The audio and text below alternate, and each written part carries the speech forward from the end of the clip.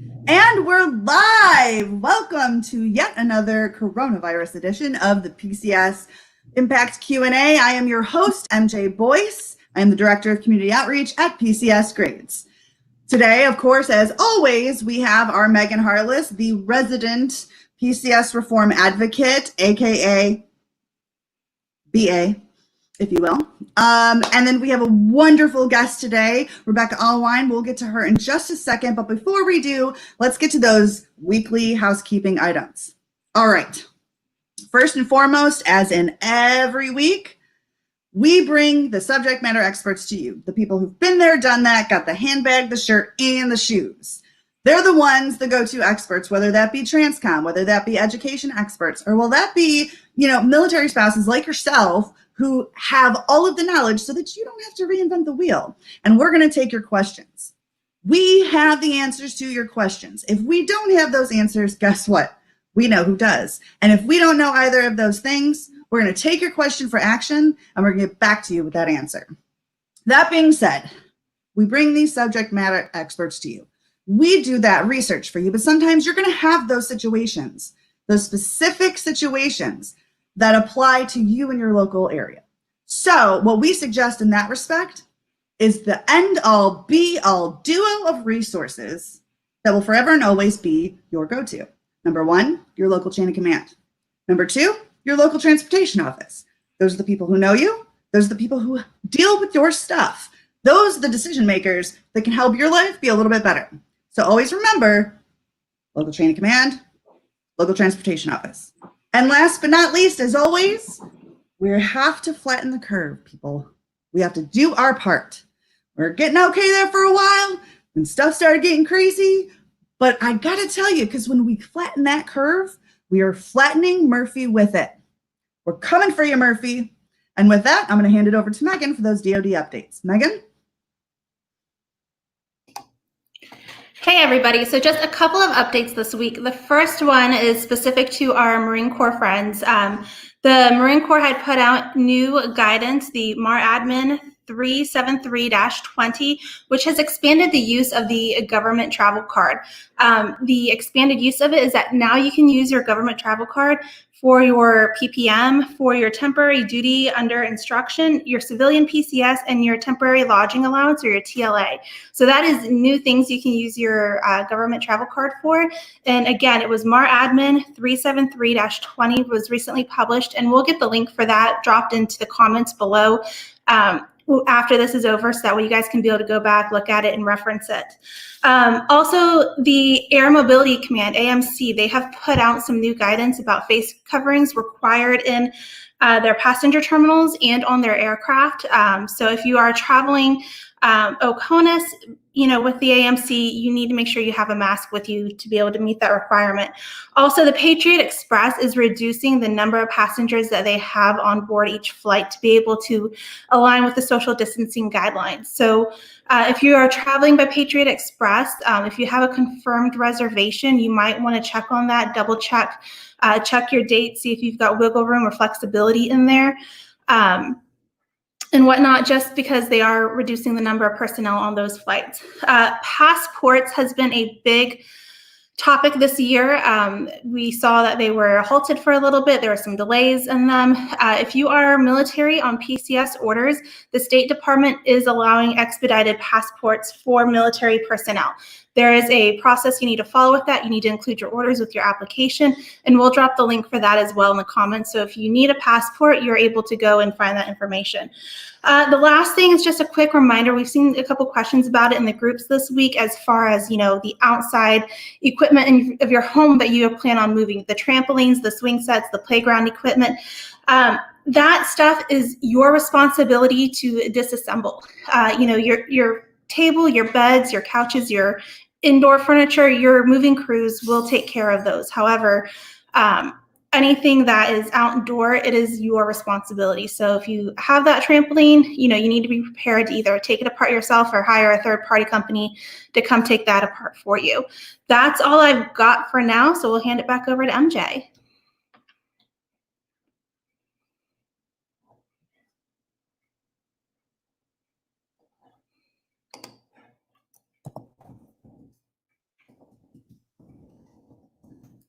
MJ, you're muted. See, I was just telling these lovely ladies that this is the longest Monday ever. So apparently Murphy and Monday have crawled themselves right up my rear end to just mute my mic when I wasn't looking. So anyways, like I was saying, thank you, Megan, for those updates. We truly appreciate it, especially when it comes to those like Mar admins, for instance. By the way, shout out Marine Corps, hoorah, yuck, kill, semper fi. What? Anyways, without further ado, we want to talk to you today about making your PCS money work for you. And we've brought spouse and family editor from military.com. We've got Rebecca Allwine, who is very well versed in the PCSing space. And oh, by the way, she has never really come out of pocket for PCSing, which just blows my mind, by the way. So we're going to invite her to tell us a little bit about herself, and we're going to roll right into those questions. Hi, everyone. You probably haven't seen me very often, but you probably read things that I've written. I've been writing in the military space for about 6 years now, and I've also been a military spouse for almost 14. I've moved 6 times, well, 7 times, but that's because we bought a house and moved around the corner. But I've PCSed 6 times, including Oconus, and twice in 7 months. So I am a spouse of convenience. I like to outsource as much as possible, which is why I've never done a ditty. I have lived on post, off post. I have 3 kids and a dog, and all of the things that make PCS interesting, I've done. That is definitely some qualifications there. A lot of people might be like, okay, and no, you don't understand. Throw Murphy into that mix. It's a whole new rodeo, right? All right, so we're going to launch into these questions. My first question is, I've tried to be a preparer. I lean on the side of procrastination, unfortunately. But how far in advance would you suggest that people prepare for a PCS? Really, as soon as you know you're in a window would be the time to prepare. We have never known outside of 6 months that we were moving. Very, very frequently it's last minute. It's either a last minute, now you're moving, or it's oh, here's where you're moving to. Very rarely do we have both of those pieces of information more than a couple months out. But as soon as you know, if you normally do 2-year tours and you're at the 18-month mark, start preparing. Good call. So when you start preparing for your PCS around that 18-month mark that you just talked about, what are your money-saving tips to ensure a family has that cash flow available for them when it comes time to PCS? Well, I'm a believer in not carrying a lot of debt. We've worked hard to not have that, but in the early years, and maybe some of the medium to late years, we've had some of that. But I try to knock out that extra spending as soon as we know we're going to have a major expense coming, whether it is a PCS, we need a new car, I'm going to have a baby, which I'm not, but that happened at times. So stop spending the extra things. We also need to clean out that fridge and probably the pantry. And so you're going to need to get creative on that. Keeping track of what's there will help you from buying, the 3rd thing of ketchup that you don't actually need right now. And all those little dollars and cents, they just add up. So by not spending, you don't have to make any more money. You can just have more at the end of the pay period. And that totally makes sense. In every family, you've got your spender and you've got your saver. And very rarely do you have 2 of the same in the same house, right? And I'm not speaking from experience or anything because, my husband is watching, by the way. Love you, boo. So, and by the way, the whole pantry thing, what we used to do when we would clean out our fridges, we would have epic mealtime with our neighbors. You would think that it was just a bunch of stoners hanging out and just going to town on all different types of foods. Fusion is not even a word for it. Because nobody wants to bring a ketchup bottle, 3,000 miles across the country. Right. So as a military family, when you PCS, there's several entitlements that you can receive. So how do you use these entitlements to get the most out of them? Are there do you think that the amounts are like sufficient to cover your needs? Or do you think that they might need to be increased? What are your thoughts on that? So I kind of go both ways on this one. We have PCS newly married, with 2 kids, with 3 kids, without a dog, with a dog. We've kind of run the gamut on that. And I think that overall, they're enough. Now, there are a lot of caveats to that. My family of 5 and a dog can fit into one hotel room, so that's not an issue. However, families of 6, 7, 8, however, are going to run into that problem. And in that case, it's not always enough. For us, it's enough. We are able to use our DLA, our dislocation allowance, in the way it's intended to set up house at the next place. We are able to make money off of our per diem because we're in one hotel room, and I don't let them order extravagant meals when we go out. And I'm the saver in our relationship. So it pays off really well at that point. I also have relatively, well, I guess they're not small children, 10, 12, and 4. So there are some differences there in how much they ate the last time we moved and how much they might eat if we ever moved again, which we won't. So it's okay. But, there's a difference there. I think overall, those entitlements are sufficient, but obviously there are going to be times when they're not. For example, I always get these two confused, Megan. You can help TLA and TLE when you can stay in the hotel when you're moving. I try to take advantage of those, but sometimes they run out, and then I'm going to have to come out of pocket at a point. And sometimes that can be my DLA if I don't have those expenses I'm setting up. Sometimes my per diem can stretch just long enough to cover the extra night or two. They don't always go that way. There's not a one size fits all. Anybody who's moved ever knows that. Mm-hmm. Yeah, no, definitely a lot of good points. I mean, for our family of 5, we also have 3 pets. We've been very fortunate enough that we've been able for now to stay in one hotel room. I think we are at the seams of busting that. So I know, at least for our experience, we're going to be experiencing that 2 hotel room that people talk about a lot. Really quick, I do have a question, and it might be a 2-parter here. So my kids, I have older kids. Okay. Not that I'm older. I have older kids. So, once they get to be a certain age, isn't there something in the travel regulations that say once they hit this age, they may be reimbursed for an additional hotel room? Not that I've found.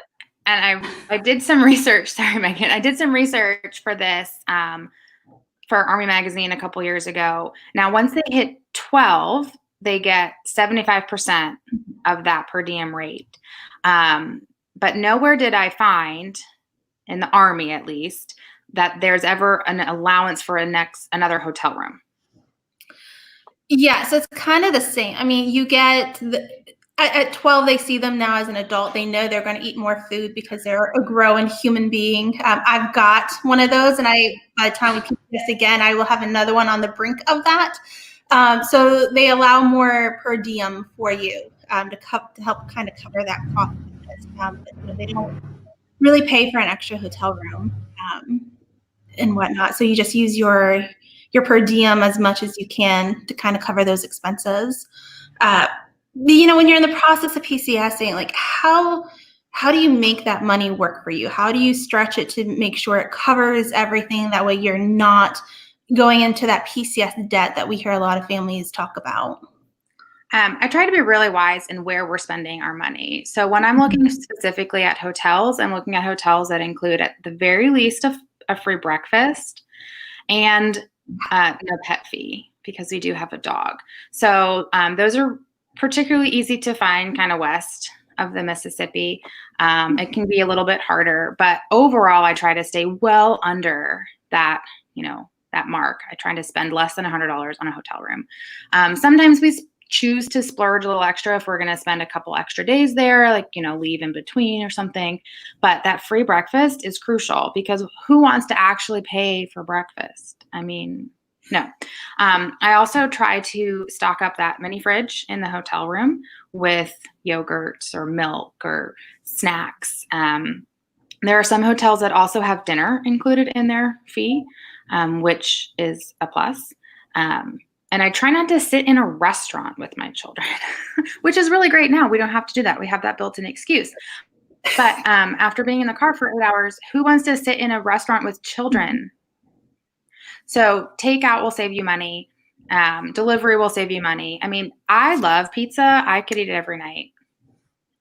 So that saves me money. I also travel with my Instant Pot.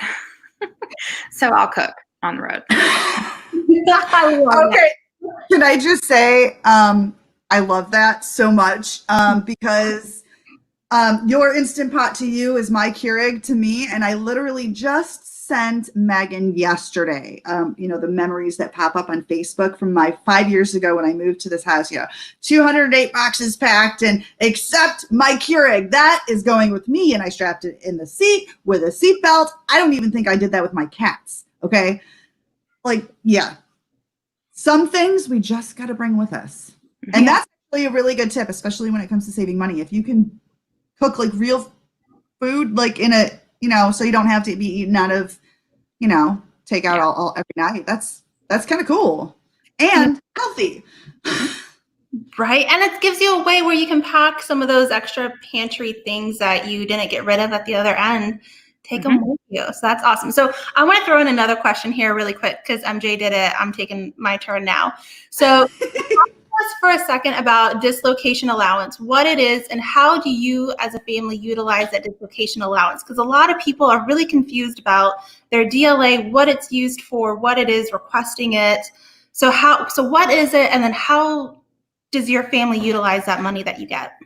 Okay, so I'm not sure if these are all technical terms. However, my understanding is that dislocation allowance is meant to offset the expenses of setting up a new home at your next place. They don't care how you use it. So you have flexibility there. So we typically use it to deposits. That's not the right word. Deposit. Down payment. Pet deposits, those sorts of things. We, up until our 5th PCS, we lived on the installation. So there were no real, I'm struggling with these words right now, deposits, advance payments, so to speak. Maybe a pet deposit. Maybe we needed a new kitchen table and we might use it for that. Maybe we needed to pay to set up our cable. Those sorts of things are the intention of a dislocation allowance.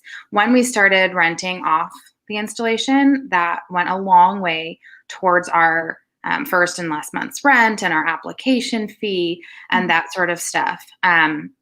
So the Army has done some funny things with dislocation allowance over the last couple of years, but it's an entitlement and you get it whether you live on post or not. So it's one of those things that you might have to push on to get, but it's yours and you can use it how you want. I try to pay the things I know that are the costs associated with the PCS will come from that first. And then if there's extra, then maybe we buy a new TV or maybe, it goes in the savings account. Yeah, awesome. And so just to clear up a little bit with the Army side of DLA, for a long time, I think it was 2012, 2014, somewhere in there, when the government travel card became a thing and you had to use your government travel card to PCS, the Army had done away with advanced DLA payments because you had that government travel card to put your expenses on. One of the things the Army didn't realize, especially for a lot of our younger families, that don't have a built-up savings of any kind, is that DLA was used for those housing deposits, those utility deposits for when they went, setting up on their gaining location on the new end. So they didn't realize that a lot of families used that money for that. So thankfully, October 2019, General McConville reinstated getting advanced DLA payments for the Army, for those PCSing, regardless of whether they had a government travel card or not. So if you are Army, you can request your advanced DLA payment again. Yeah, so Marine Corps background, right? Hoorah. Go Army. Sorry, I lost you there for a second. No, I'm just kidding. I love you both. No, I know. Hoorah, all the way. Dude, I got you. We bleed purple here, okay? That's bottom line. We bleed purple because we're kind of going through all the same crap. Okay, story time. So I didn't know this, obviously, as a newer spouse. When we PCSed from North Carolina, Camp Lejeune, all the way to Kaneohe Bay, Hawaii, there's you get a cost of living adjustment, and we didn't get the advanced DLA. We got it after the fact, right? It wasn't even a reimbursement. It was like a flat amount, right? Well, neither one of us knew. I mean, I looked at this thing and I'm like, oh, they know how awesome my husband is. They must have given him a raise. That's literally what my 23-year-old brain was thinking. And then what happened was they took some of it back because they made a mistake. And well, if you don't, if you're just getting there and everything is new and different with your paycheck and stuff, sometimes things can get mixed out on the back end. You know what I mean? And so since that time, I learned my lesson by putting my hand on the stove and burning it. We check that LES and hold it up against every other piece of information that is absolutely available. And by the way, call the finance office while you're at it. So that's just a little thing in my life that can hopefully help y'all from going through that. And future 23-year-olds will thank you. So my next question is going to be, speaking of expenses, so what kind of expenses do you normally encounter, that others might want to take into account? Like, have there ever been any unexpected expenses that you've encountered that you weren't prepared for and you're like, oh, darn? I thought long and hard about this one because sometimes you black out the stuff that happens before. But I'm really, aside from that very first PCS when we knew nothing about what we were doing, I don't think we've really been shocked by expenses. I think for the most part, gas, food, maybe tolls might be something if you're not if that's not in your area familiar with. Paying for parking at hotels might be something that you're not familiar with. I don't know how broad we're going to use the PCS term here, but I like to pay for childcare on pack out, and that's really important. Boarding my dog, we did that the last time we moved because I only have two hands. I needed help. Those sorts of things. I know there's a lot of debate over feeding your movers. That might be something that surprises you and how much it costs if you're not familiar with that or not prepared for that. I think something that we should all consider is that what if something goes wrong? What if you have a flat tire? What if an emergency arises in the middle of your PCS and you need to fly someone somewhere, or you need to ship a car last minute? Those are the sorts of things that are going to catch all of us unaware. And there's not really a preparing for that, so to speak, but I'm a planner. I don't know if you know that about me, planner. So I have lots of plans. Yes. So there's lots of plans. I can just pull it out of the drawer and go with it. But, can I tell a funny story? Please. Oh, all the way. So I was an Army wife for 4 full days when we returned from our honeymoon in the airport, and my husband got a phone call that said, oh, you're AWOL and we're deploying next week, something crazy like that. He was on PCS leave. I'm like, are you kidding me, people? I give up. But things we had to think about at that point were, did we need to fly him across the country to go fix this? Did we need to fly him to his new unit to sign in? What did we need to do? I put down a deposit on an apartment, all of these what ifs kind of thing. And I don't look old at all, but this was before the smartphone thing. So it was not we were pay phone calling people. Yeah, I get you. So having a plan at the time. Right. So now we have a network, we have experience, we have a computer in our hands all the time, but those things just shock you and you don't know. This last PCS, we arrived here and as they were packing my stuff on the truck, housing finally confirmed, yes, we have a house. It's not anything that you want. Those weren't their words, but they were. So here I am PCSing in the middle of the school year and I don't have a house to live in. So no house. My kids need to go to school. So we needed to be prepared for that situation and spend an extra week in a hotel until we could find a rental kind of thing. So I hate to ever worst case scenario plan, because I'm not generally a negative person, but like anything can happen. And at least knowing how you're going to react to that, whether it's, what I do and call my mother and say, what do I do now? Or your best friend or whatever, like help. And then, get to work. So that's my what? I really like that you're like, we need to have contingency plans for our contingency plans. People make jokes all the time. Oh, I got plans A through Z. I mean, they even said it on SpongeBob, for crying out loud. So, but what happens is we can actually, like, it literally happens where we actually make it to plan X, Y, and Z at certain points. And being prepared actually helps. Otherwise, you're flying by the seat of your pants, which, again, we've all done, and we're trying to help others not have to do that. Exactly. Yeah. Listen, you ever need that worst case scenario planning, just call me. I'm happy to do it. I like to travel down every little rabbit hole possible. That can never happen ever, but I like doing that. I like having those plans. So if you need it, all right, I will. So, you don't go into debt when you PCS. So during your times of PCSing, what has been your biggest PCS money lesson that you have learned over the years of doing this? I'd say it pretty much equates to my biggest life lesson is that don't overspend. Mm-hmm. It really fixes all the problems. Now, of course, it's easier said than done. And sometimes, we know things might happen where we're going to have to spend more money. Here's another kind of funny story to go along with this one. Our first PCS, we got married over PCS leave. And so we were PCSing, knew nothing about this process. Okay. Before then it was the 400 pounds that goes from barracks room to barracks room. And that was it. And we stayed in I'm trying to think of the right word, cheapest. That's the nice way. Hotels ever. Thrifty. You were being thrifty as in there are so many other qualifiers we could utilize for what I can see in your brain right now. We were being thrifty, and we were great up until when we arrived in the town that we were going to be in.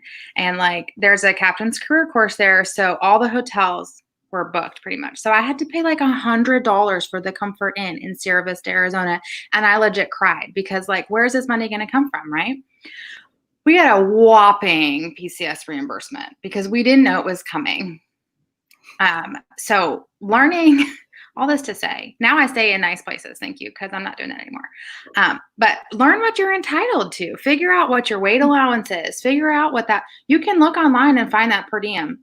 You can calculate out how much it's going to be for your kids and for you. The DLA, everything is out there. Figure out how much you're supposed to have.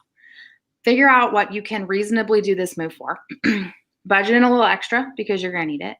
Maybe a spa day at the end if you have that, and then fight for that if something goes off with finance and they're like, no, you don't really get that. Oh, really? Here's the reg. Yes, I do.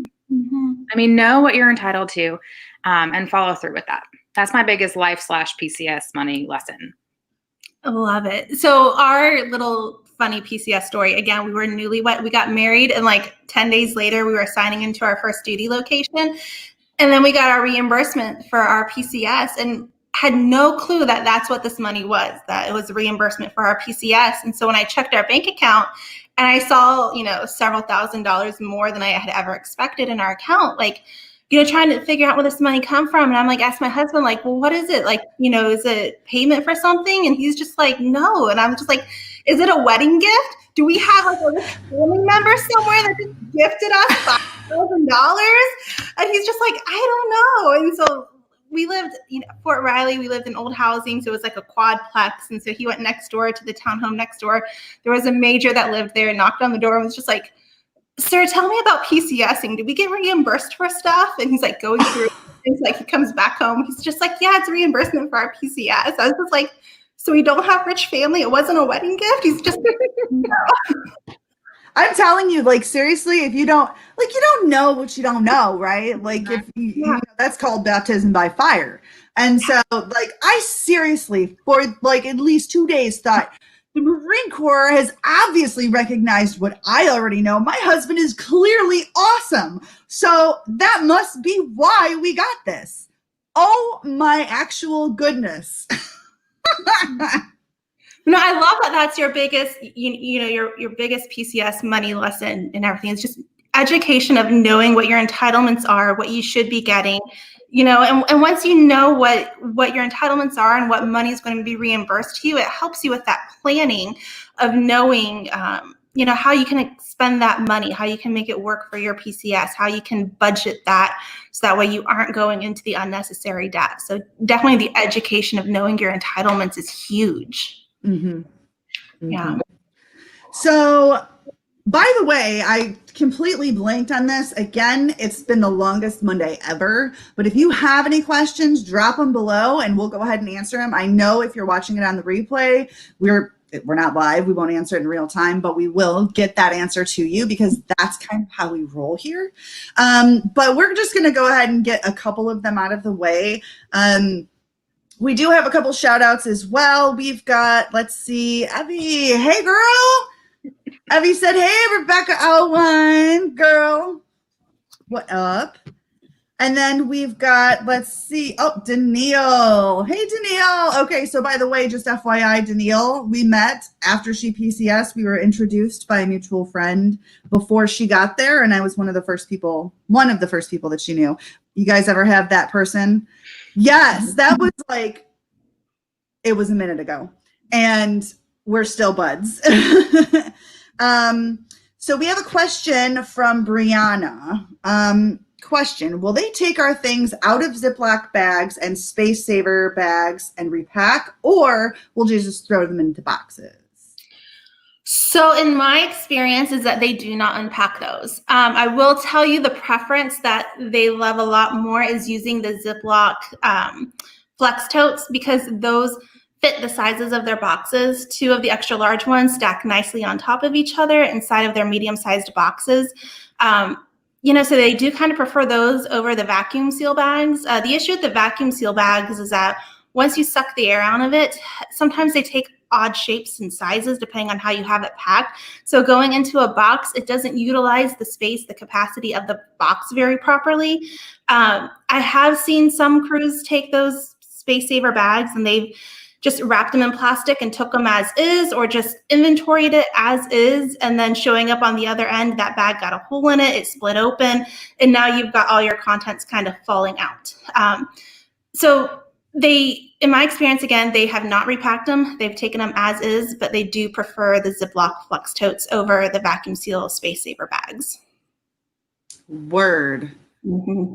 Although I do like those vacuum seal things. I don't know. It's something satisfying about going, I mean, if you want to use vacuum seal bags, so get the small packaged ones for your luggage that you can take and you can roll up to squeeze the air out so that way you can be able to pack more in your luggage, be able to fit more in your car. So if you want to do a partial PPM, you're able to do that. But as far as using them for, your blankets and your clothing, it is satisfying when you see how small you can get this giant bag, but they just take odd shapes and they don't use the capacity of the boxes right.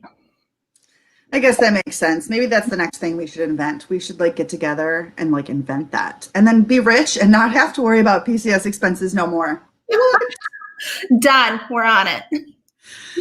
Sony, don't steal my idea. Sick of that. Let's see. Okay. This is an interesting question. Okay. So this is from John. Should I get a flu shot this year? Okay, so John, we aren't really a medical site and we're not really into giving medical advice, but I, as an individual person, MJ Boyce, would absolutely advocate for getting a flu shot for everybody, always, every year, especially given the fact that, better safe than sorry. That's kind of that's the way I roll. That's the way you almost have to roll in military life, right, y'all? Yeah, I mean, service members kind of are forced to get the flu shot every year unless they have medical exemptions. So, yep. Yeah. Then Paulette, hey Paulette, word, what up? So Paulette, actually, she brings up a good point because she just went through this herself. Be aware that right now that they're not doing breakfast, even if it's advertised, and in hotels when you're, choosing a hotel. During her recent PCS, hotels just didn't do it because of COVID, which is probably the smart thing to do because the last thing that I would want is COVID from my scrambled eggs. I would at least want to go out with a steak. I'm just saying. Yeah, I've heard Sorry. No. I've been talking to people about their PCSs quite a bit the last couple little bit here, and it's just totally hit or miss based on where they're going and when they're going and what day and what hour. So as always, I would say call ahead and ask, of course, knowing that things might change, but that's part of the planner in me. I know where I'm going to stop usually that night. And, you know, if they're not doing breakfast, which is fine, I mean, then maybe I'll run by the grocery store or whatever and grab some yogurts and cereals and stuff. But I think that's a very valid point in being fluid when you're PCSing, whether it's COVID related or whatever. You can't rely on what you're reading on the internet. Unless I wrote it, then you can totally rely on it. That's a very good statement. I will back that up for her. But you know, it's a really good point, and I'm really glad that Paulette brought this up because we are seeing people moving now that have, you know, most people would have been moved by now, I think, and we're just starting to see some of that, and we're trying to bring that information to you on military.com. I have one family that moved east to west and was able to share their story, and we'll have another one that's going west to east. So we need to share that information. Also be aware that what happened 2 weeks ago, I mean, things are changing every day. So it's a great point, and I'm really glad that she brought that up. No, for sure. And actually changing not just by the day, but sometimes by the minute. It's bizarre. Like, we are living in some very interesting times right now. And I think with the hotel breakfast thing, I think calling ahead, I think you're right about that, because like even pre-COVID, even without that, if you're going from one side of the country to the other, you're going to end up in some towns that may not have an actual hotel chain per se, might have those little mom and pop type things where there either are no rules or might not have those things that you're used to seeing in those hotel chains, I suppose. So calling ahead, yeah, you're absolutely right. And you'd probably suggest that anyways, is like, you know, from point A to point B being the other side of the country, you're going to probably want to map out your stuff before you go. Or, you know, please don't fly by the seat of your pants like I do. I am very thankful that we have never actually had to make a cross-country move without being on a plane and going to Hawaii, because let me tell you, that would be an epic you-know-what show that I could probably write a book about. So I'm very thankful for everybody involved that I never had to do that, because I unfortunately do not possess the preparedness gene that you two have, at least not as early on, like only up until my last PCS. That's yeah. So yeah, a lot of lessons learned. Well, that's where you use your network and you reach out and you find a prepared person and say, hey, come help me prepare so I can pass it on and share the love. You know, the community definitely has each other and whatnot. But I mean, with the hotels, I've heard of some people say, you know, like their hotels that had breakfast, they were offering box, kind of like a boxed breakfast instead of having their regular buffet too. But that's another way you can save money. I mean, we always travel with snacks. Mini muffins and bananas go a long way for my kids. Cereal bars go a long way. They will eat those either in the morning for breakfast or in the middle of the afternoon where it's not time for dinner yet, but they're hungry. I can tuck one of those into the back seat and they're happy for another hour. So definitely plan having some of those extra snacks, you know, for those cases where, you know, you might not have breakfast available at your hotel, or you might need to, you know, wait another hour or so getting further down the road to get to where restaurants are open to get something to eat at. You guys ever see that? Do you guys ever see that meme that's like, no, you cannot have a juice box for the 455th time because we have to make that juice box last all the way across the country as you're PCSing. And then, you know, around 458th time, you're like, fine, just drink all the juice boxes, drink them all. Just stop asking me. I think for me, like PCSing is one of the times where I am not overly concerned about what probably the bad mom in me, not overly concerned about what my kids are eating while we're traveling. Like, you're not hungry for lunch because you ate all these other snacks. Like, okay, that's a meal I don't have to pay for. You know, I just have to feed you twice today. Like, done. I'm good with that. You know, like, here, have another bag of chips, you know, dinner. We're not stopping for dinner yet. But yeah, you're not a bad mom. No, we've all done it. Dude, I wouldn't be surprised if my kids were picking out petrified French fries from the floor, and I'd be like, whatever, keeps quiet, man. You're good to go. I mean, like, well, maybe not. I'm like, world's most okayest mom. You can live with that during a PCS. And especially now that I have like a man child that's like, starting to eat like a grown man. And now I can't just order 2 adult meals. I have to order 3, sometimes 4, because my middle child is on that verge. Like, the more snacks you eat right now means the cheaper your lunch and dinner can be. So yeah. Absolutely.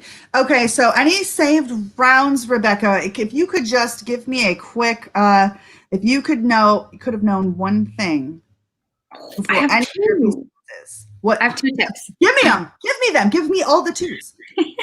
The first tip is one that a friend shared with me years ago, is if you have children who are, let's say 4, 5 or under, you need one of those potty chairs in your car. That way you can stop anywhere, anytime, side of the road, whatever, potty chair. Little IKEA ones are like $4 or $5. Trust me on that one. The other one, I wanted to circle back on my Instant Pot. And I know there's some stuff in the PCS grade archives on my Instant Pot and traveling with it. So we'll recycle that for you. Yeah, grab that one and let's share with that. But I have seriously saved so much time and money with that thing by taking it with us. So in it, I can fit like collapsible measuring cups, a paring knife, can opener, all inside. I have scrambled eggs in it. I have cooked cake in it. I have made those flash frozen skillet meals in it. A quick trip to the commissary, or maybe even like a Walmart grocery delivery to your temporary lodging, food in that thing constantly. I love that thing, but it's a great way to, if you want to eat healthier when you're out, if you want to save some money while you're out, you can make popcorn in that thing. You can do anything. So that's really, I think, utilizing the resources you already have. So you don't have to buy something new when you PCS. Use what you have. And then, of course, to circle back as to what Megan said, use your network. Probably we could not pay for hotels going across the country because we know so many people. Or our whatever PCS it was, I don't remember. We went Arizona to Florida, stopped in San Antonio. We had a good friend there, and she kept the baby while we took the 2 littles, or I guess they're the bigs, 2 bigs, to SeaWorld on our free SeaWorld day. So use those resources. Figure out everyone. Well, most people in the military have PCS before. They've gone somewhere. Somebody who knows somebody where you are going, without a doubt. And if you don't, you can ask one of the 3 of us, and we do. So you can do this. You don't need to go into this blind. You don't need to pack every baby thing known to mankind. You need to have friends waiting for you with the pack and play and the high chair when you get there. That's what we do. That's what we do best. And utilize that as you PCS. It's interesting you say that when it comes to our network, literally just asking us, you would be able to find somebody. Asking anybody, somebody who knows somebody where you're going. I'm sorry, Kevin Bacon's 6 Degrees of Separation ain't got nothing on the Millsap Mafia. Okay, write that down. And that's legit. I wish I was making that as an exaggeration. But if you want to do a test to our audience here, if you want to do a test, go ahead and look at nearly every other person on your friends list. And if they have any affiliation with the military, there are 2 degrees of separation. Our world is very small, and we should utilize that smallness, because that capacity, that small capacity, actually can save your life sometimes, and your sanity, especially when it comes to a PCS, right? Exactly. And Paulette was telling us when we had her on several weeks ago, that she used her network of when they were PCSing across country, that where they stopped at, they knew somebody at their overnight stop where they were able to go park their car with the trailer, so they didn't have to worry about the safety of that in their hotel parking lot. But yeah, we all know somebody who knows somebody. Just post on when you go to PCS, who is at this location, and guarantee you'll have somebody that says, oh, my friend Jessica is there, and my friend Sally is there. And, hey, can you connect me to them? I've got lots of questions. I'd love to know a friendly face when we pulled in. We're a big military, but we are such a small, tight-knit community. We can get you connected with who you need. And Absolutely. Rebecca, I definitely need your Instant Pot recipes. Listen, y'all, I struggle with the Instant Pot. I need like an Instant Pot for dummies kind of thing. Listen, I have mastered hard-boiled eggs and rice in my Instant Pot that I've had for about a year and a half. So somebody please help me, give me those recipes, Rebecca, because my family needs them. Oh my God, word. Maybe we should collaborate on a recipe, like the go-to no fail. This is going to feed your family for the day. The end. I Recipe. need the Military Spouse PCS Instant Pot cookbook. That's what we need. Perfect. OMG. Let's do it. Oh my gosh. Sony, do not steal our ideas. I've got the recipe for rice and hard-boiled eggs. Okay, good. We can do this. Word. Stand by, audience. You might be seeing some greatness out of this one. All right. Well, that is all we have today. Thank you so much, Rebecca. We totally appreciate you coming on with us. Like, we can't even, sometimes just hearing it from the horse's mouth is absolutely key, because then people could be like, oh, you too. That's awesome. We really appreciate you and your guidance. And everybody, you need to read her stuff. She's an excellent writer. She's got all of the things, and she's well researched. And you can go to military.com to the spouse and family editor. She knows her stuff. She knows her stuff. Thanks for having me, guys. Absolutely. And Megan, we'll see you next week as well. And until then, everyone, this too shall PCS. Bye.